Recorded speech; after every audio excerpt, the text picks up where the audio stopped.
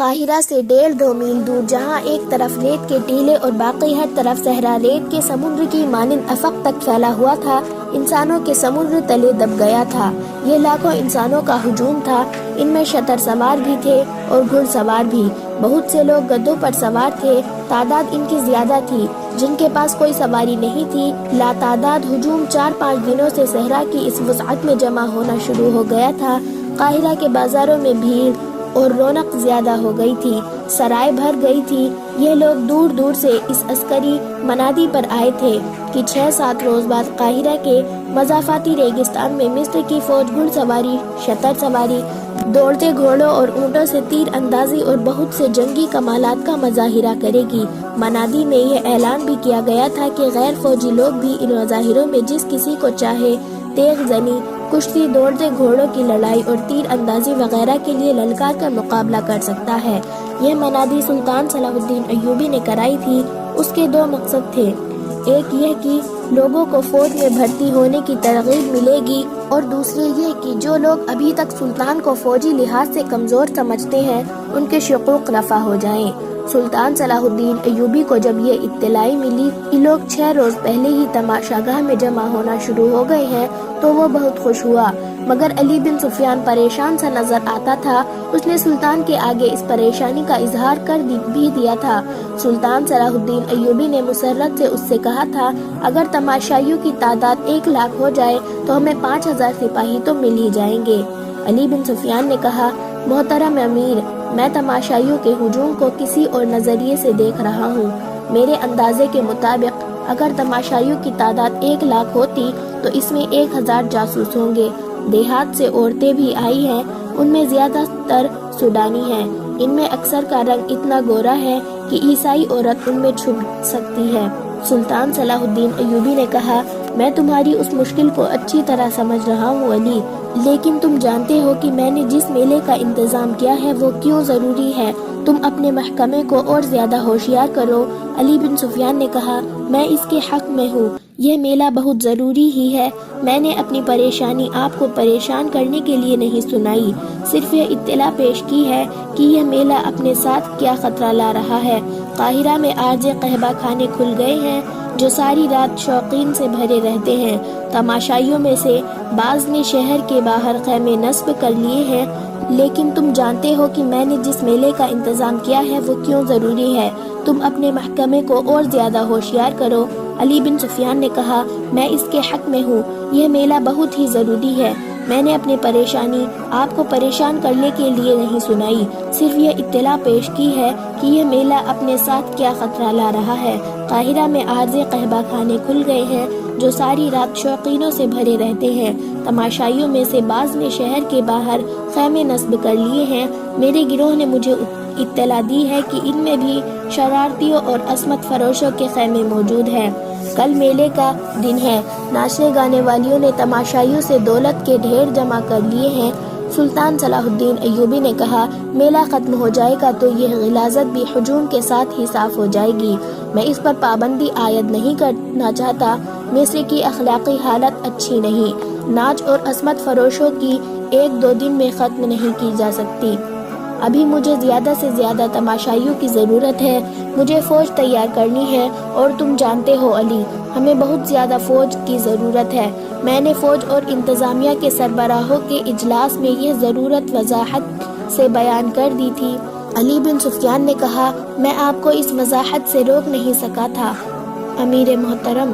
میری سراغ رسا نگاہوں میں ان سربراہوں میں نصف ایسا ہے جو ہمارے وفادار نہیں۔ آپ اچھی طرح جانتے ہیں کہ ان میں کچھ ایسے ہیں جو آپ کو اس گدی پر نہیں دیکھنا چاہتے، اور باقی جو ہیں ان کے دلچسپیاں سوڈانیوں کے ساتھ ہیں۔ میں نے ان میں سے ہر ایک کے پیچھے ایک ایک آدمی چھوڑ رکھا ہے۔ میرے آدمی مجھے ان کی سرگرمیوں سے آگاہ کرتے رہتے ہیں۔ سلطان صلاح الدین ایوبی نے پوچھا، کسی کی کوئی خطرناک سرگرمی سامنے آئی ہے؟ علی بن سفیان نے جواب دیا، نہیں، سوائے اس کے کہ یہ لوگ اپنی حیثیت اور رتبے کو فراموش کر کے راتوں کو مشکوک خیمے میں اور ان مکانوں میں جاتے ہیں جو عارضی قہبہ خانے اور ناچ گاہیں بن گئے ہیں۔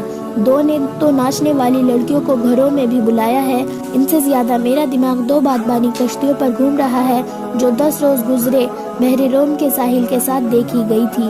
سلطان صلاح الدین ایوبی نے پوچھا، ان میں کیا خاص بات ہے؟ اس وقت تک بحر روم کے ساحل کے فوج کو واپس بلا لیا گیا تھا۔ وہاں ڈھکی چھپی جگہوں پر دو فوجی سمندر پر نظر رکھنے کے لیے بٹھا دیے گئے تھے۔ علی بن سفیان نے ماہی گیروں اور صحرائی خانہ بدوشوں کے لباس میں ساحل پر انٹیلیجنس کے چند آدمی مقرر کر دیے تھے۔ یہ اہتمام ایک تو اس لیے کیا گیا تھا کہ صلیبی اچانک حملہ نہ کر دے، اور دوسرے اس لیے کہ ادھر سے صلیبیوں کے جاسوس نہ آ سکے، مگر ساحل بہت لمبا تھا، کہیں کہیں چٹانیں تھی جہاں سمندر اندر جاتا تھا، سارے ساحل پر نظر نہیں رکھی جا سکتی تھی۔ 10 روز گزرے ایسی ہی ایک جگہ سے جہاں سمندر چٹانوں کے اندر آیا ہوا تھا، 2 بادبانی کشتیاں نکلتی دیکھی تھی۔ وہ شاید رات کو آئی تھی۔ انہیں جاتا دیکھ کر سلطان کے 2 سوار سرپٹ گھوڑے دوڑاتے اس جگہ پہنچے جہاں سے کشتیاں نکل کر گئی تھی۔ وہاں کچھ بھی نہ تھا، کوئی انسان نہیں تھا، اور کشتیاں سمندر میں دور چلی گئی تھی۔ کشتیوں اور بادبانوں کی ساخت بتاتی تھی کہ یہ مصر کے ماہر گروہ کی نہیں، سمندر پار کی معلوم ہوتی ہے۔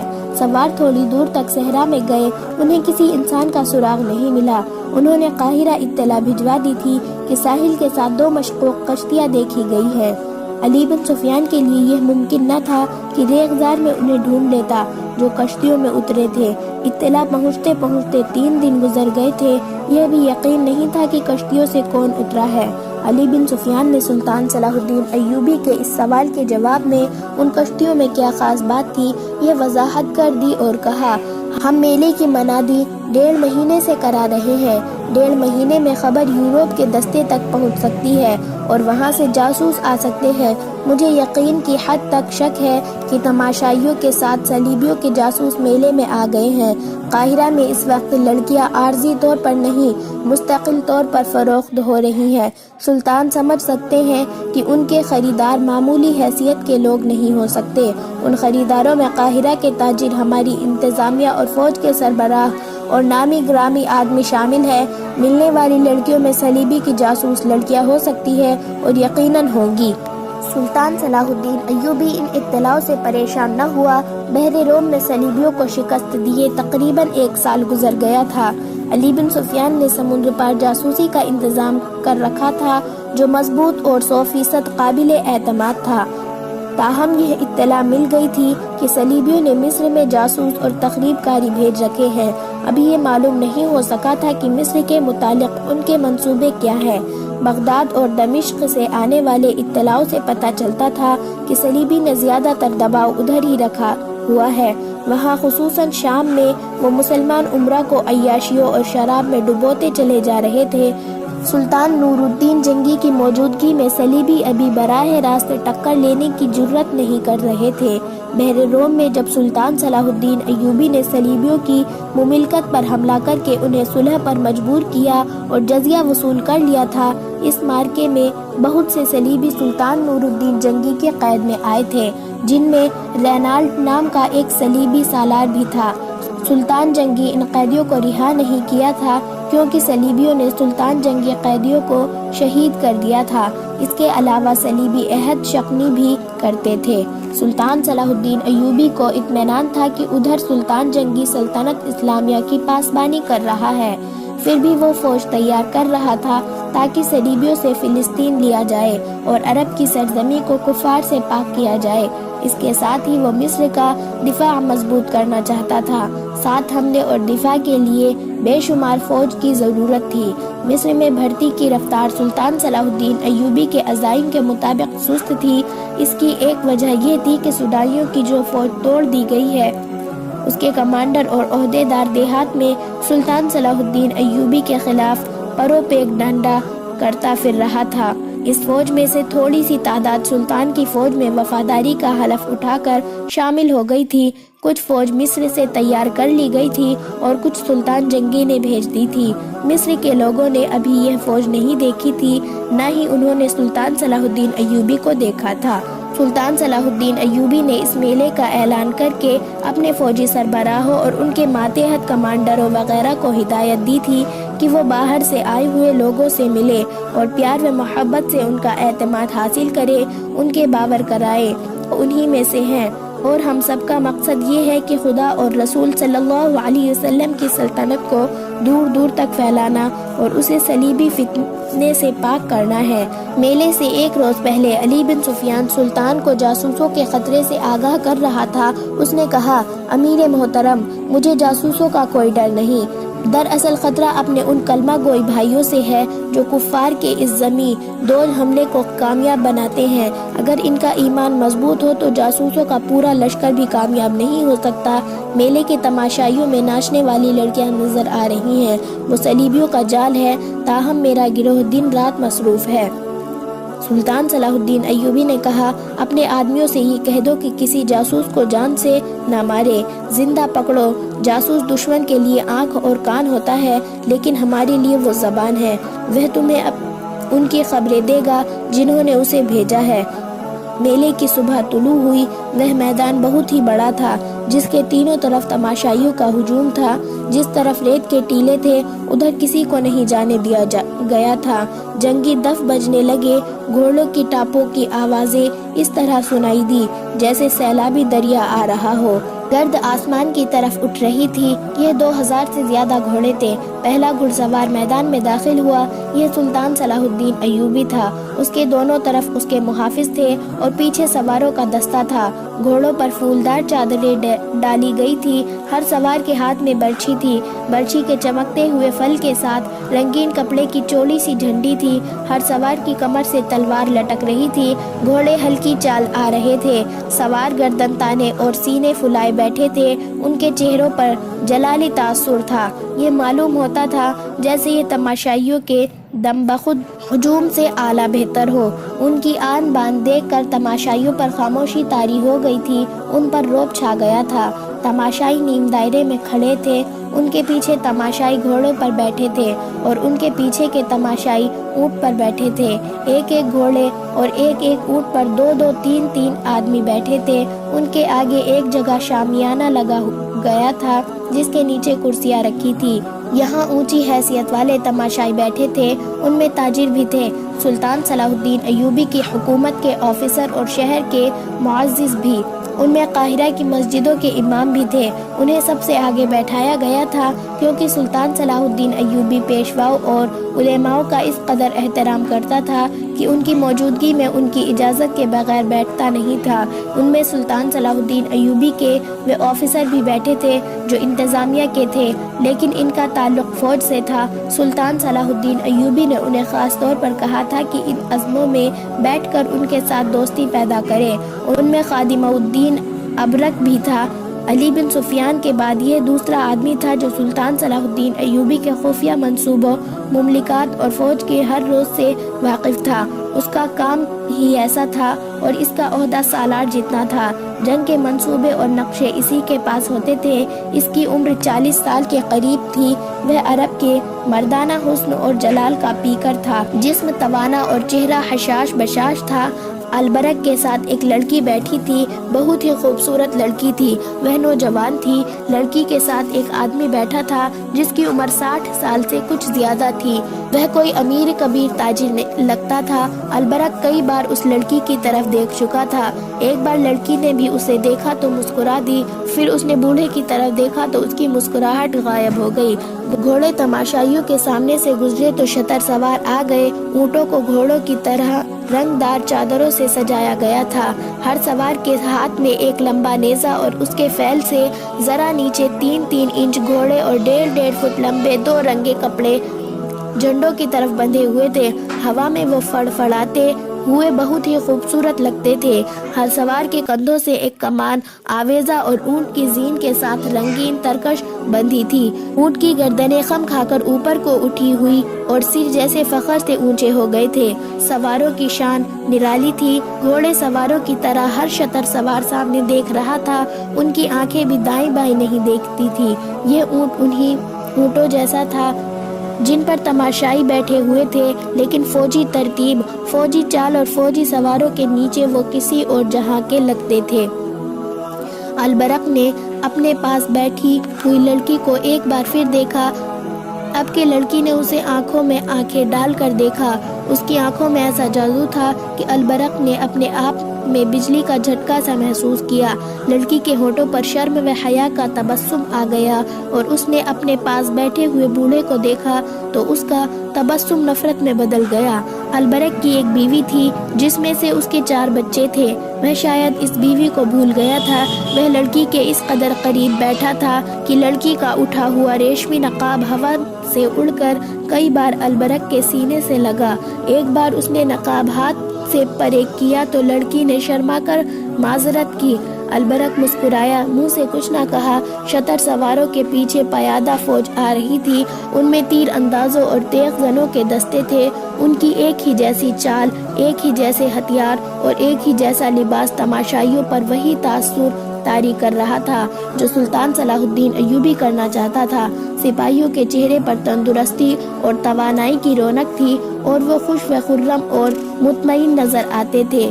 یہ ساری فوج نہیں، صرف منتخب دستے تھے۔ ان کے پیچھے ایک ایک گھوڑا گاڑی تھی جس میں بڑے بڑے پتھر اور ہڈیاں کے قسم کے برتن رکھے تھے۔ ان میں تیل جیسی کوئی چیز بھری ہوئی تھی جو منجیکوں سے پھینکی جاتی تھی۔ جہاں یہ برتن گرتا تھا وہ کئی ٹکڑوں میں ٹوٹ کر سیاہ مادے کو بہت سی جگہ پر بکھیر دیتا تھا۔ ان پر آتش تیر چلائے جاتے تو سیاہ مادہ شعلے بن جاتا تھا۔ سلطان صلاح الدین ایوبی کی قیادت میں یہ سوار اور پیادہ دستے نیم دائرے میں کھڑے اور بیٹھے ہوئے تماشائیوں کے آگے سے دیر آگے نکل گئے۔ سلطان صلاح الدین ایوبی راستے میں سے واپس آ گیا۔ اس کے گھوڑوں کے آگے علم برداروں کے گھوڑے، دائیں بائیں اور پیچھے محافظوں کے گھوڑے اور ان کے پیچھے نائب سالاروں کے گھوڑے تھے۔ سلطان صلاح الدین ایوبی نے گھوڑا روک لیا، کود کر اترا اور تماشائیوں کو ہاتھ ہوا میں ہلا ہلا کر سلام کرتا شامیانے کے نیچے چلا گیا۔ وہاں بیٹھے ہوئے تمام لوگ اٹھ کھڑے ہوئے۔ سلطان صلاح الدین ایوبی نے سب کو سلام کیا اور اپنی نشست پر بیٹھ گیا۔ سوار اور پیادہ دستے دور آگے جا کر ٹیلوں کے عقب میں چلے گئے۔ میدان خالی ہو گیا۔ ایک گھڑ سوار سرپٹ دوڑتا آیا۔ اس کے ایک ہاتھ میں گھوڑے کی لگام اور دوسرے میں اونٹ کی رسی تھی۔ اونٹ گھوڑے کی رفتار کے ساتھ دوڑتا آ رہا تھا۔ میدان کے دست میں آ کر گھوڑے سوار گھوڑے پر کھڑا ہو گیا۔ اس نے باغی چھوڑ دی۔ وہ اچھل کر اونٹ کی پیٹھ پر کھڑا ہو گیا، وہاں سے کود کر گھوڑے کی پیٹھ پر آ گیا اور وہاں سے زمین پر کود گیا۔ چند قدم گھوڑے اور اونٹ کے ساتھ بھاگا، پھر کود کر گھوڑے پر سوار ہوا۔ گھوڑے اور اونٹ کی رفتار میں کوئی فرق نہیں آیا تھا۔ گھوڑے کی پیٹھ سے وہ اونٹ کی پیٹھ پر چلا گیا اور دور آگے جا کر غائب ہو گیا۔ خادم الدین البرق دائیں کو ذرا سا جھکا۔ اس کے منہ اور لڑکی کے سر کے درمیان 2-3 انچ کا فاصلہ رہ گیا تھا۔ لڑکی نے اسے دیکھا۔ البرق مسکرایا۔ لڑکی شرمائی۔ بوڑھے نے دونوں کو دیکھا۔ اس کے بوڑھے ماتھے کے شکن گہرے ہو گئے۔ اچانک ٹیلوں کے پیچھے سے ہانڈیوں کی طرح کے مٹی کے وہ برتن جو گھوڑا گاڑیوں پر لادے ہوئے تھے اوپر کو جاتے، آگے آتے اور میدان میں گرتے نظر آئے۔ برتن لڑکتے تھے تو تیل اچھل کر بکھر جاتا تھا۔ کم و بیش 100 برتن گرے اور ان سے نکلا ہوا مادہ تقریباً 100 گز لمبی اور اسی قدر چوڑائی میں بکھر گیا۔ ایک ٹیلے پر 6 تیر انداز نمودار تھے۔ انہوں نے جلتے ہوئے فلیتوں والے تیر چلائے جو سیاہ مادے والی جگہ گڑ گئے۔ فوراً وہ تمام جگہ ایک ایسا شعلہ بن گئی جو گھوڑوں کی پیٹھ تک بلند اور کوئی 100 گز تک پھیلا ہوا تھا۔ ایک طرف سے 4 گھڑ سوار گھوڑے پوری رفتار سے دوڑتے آئے۔ شعلے کے قریب آ کر وہ رکے نہیں، رفتار کم بھی نہیں کی، چاروں شعلوں میں چلے گئے۔ تماشائیہ دم بخود تھی کہ وہ جل جائیں گے، مگر وہ اتنی وسیع شعلوں میں دوڑتے نظر آ رہے تھے۔ آخر وہ چاروں شعلوں میں سے نکل گئے۔ تماشائیوں نے دادوں کا وہ شور برپا کیا کہ آسمان پھٹنے لگا۔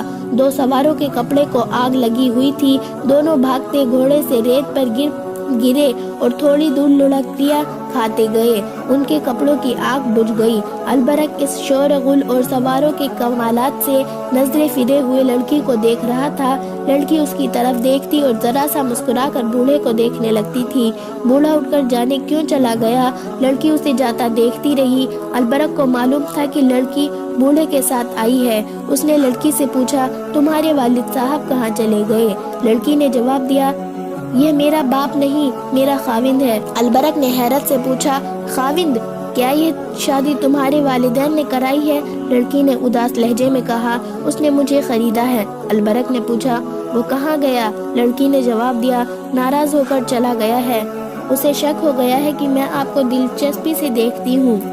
البرک نے رومانی انداز سے پوچھا، کیا تم واقعی مجھے دلچسپی سے دیکھتی ہو؟ لڑکی کے ہونٹوں پر شرمیلی مسکراہٹ آ گئی، دھیمی سی آواز میں بولی، میں اس بوڑھے سے تنگ آ گئی ہوں، اگر کسی نے مجھے اس سے نجات نہ دلائی تو میں خودکشی کر لوں گی۔ میدان میں سوار اور پیادہ فوجی حیران کن کرتب دکھا رہے تھے اور حرب و جرب کے مظاہرے کر رہے تھے۔ تماشائیوں نے جنگی مظاہرے پہلے کبھی نہیں دکھائے تھے، انہوں نے صرف سوڈانی فوج دیکھی تھی جو خزانے کے لیے سفید ہاتھی بنی ہوئی تھی۔ اس کے کمانڈر بادشاہوں کی طرف باہر نکلتے تھے، ان کے ساتھ اگر فوج کا دستہ ہو تو وہ عوام کے لیے مصیبت بن جاتے تھے، مویشی تک کھول کر لے جاتے تھے، کسی کے پاس اچھی نسل کا اونٹ گھوڑا دیکھتے تو زبردستی لے جاتے تھے۔